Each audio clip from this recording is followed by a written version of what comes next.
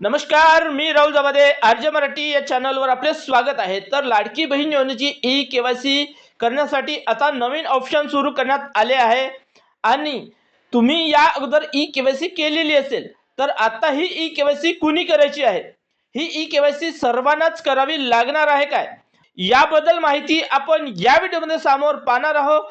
तर त्यासाठी व्हिडिओ शेवटपर्यंत पूर्ण पहा।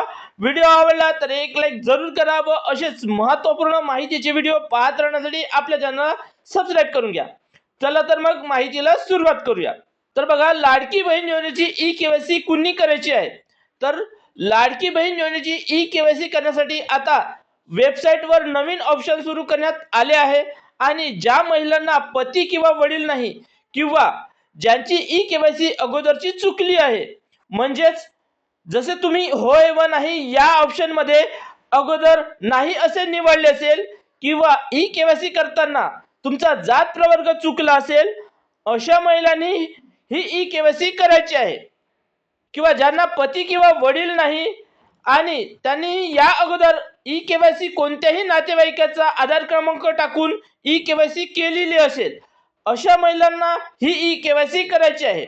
किंवा ज्या महिलांनी आतापर्यंत ई केवायसी केलेलीच नाही, अशा महिलांना सुद्धा आता ई केवायसी करायची आहे। किंवा ज्या महिलांनी आपली हाफ केवायसी केलेली असेल, अशा महिलांना सुद्धा परत एकदा आपली ही ई केवायसी करायची आहे। पण ज्यांनी ही ई केवायसी अगोदर व्यवस्थित केलेली आहे, अशा महिलांना आता ई केवायसी करण्याची आवश्यकता नाही। पण तुम्हाला जर वाटत असेल की आपली ई केवायसी चुकलेली असेल, तर तुम्ही परत एकदा ई केवायसी करू शकता। म्हणजेच तुमची अगोदरची ई केवायसी बरोबर व्यवस्थित केलेली आहे, तरीही तुम्ही परत एकदा ई केवायसी केली तरी काहीच फरक पडणार नाही। म्हणजेच तुमची अगोदरची ई केवायसी बरोबर केलेली आहे आणि तुम्हाला जर शंका असेल की आपली केवायसी बरोबर झाली किंवा नाही झाली, तर तुम्ही परत एकदा ई केवायसी करू शकता। डबल परत एकदा ई केवायसी केल्याने काहीच फरक पडणार नाही। पण आता आपल्याला एकदाच ही ई केवायसी करता येणार आहे, परत आपल्याला एडिट म्हणजे सुधारणा करण्याचा चान्स मिळणार नाही।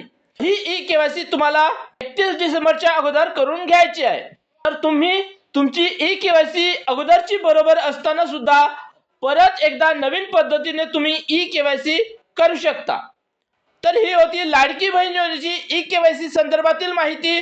आवडली असेल तर एक लाईक जरूर करा व असेच माहितीचे व्हिडिओ पाहत राहण्यासाठी आपल्या चॅनलला सबस्क्राइब करून घ्या।